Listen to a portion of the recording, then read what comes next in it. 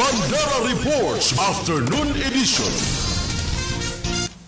Commission on Election. Pinaghahanda na ang kauna-unahang BAR Parliamentary Election ngayong taon sa buwan ng Oktubre, kung saan aabot sa 7,000 na mga automated counting machine ang gagamitin sa nasabing halalan. Ang buong detalye ibabalita ni Riza Kamid. Kabanderang Riza, ibandera mo. Bandera Live Report. Ngayong tapos na ang midterm elections, nakatutok na ngayon ang Commission on Elections o COMELEC sa paparating na BAR Parliamentary Elections na itinakda sa October 2025.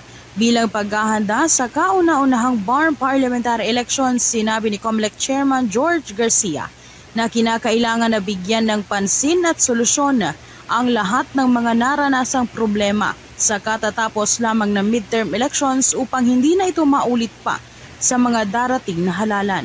7,000 na automated counting machines o ACM ang gagamitin sa BAR Parliamentary Elections, habang nakatakda naman sa July hanggang August ang printing ng mga balota na gagamitin sa BAR polls.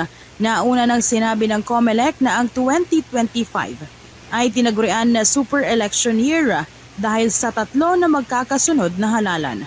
Una ang katatapos na midterm elections, pangalawa naman ang BAR Parliamentary Elections sa Oktubre, at ikatlo ang barangay at SK elections sa darating na buwan ng Desyembre nitong taon.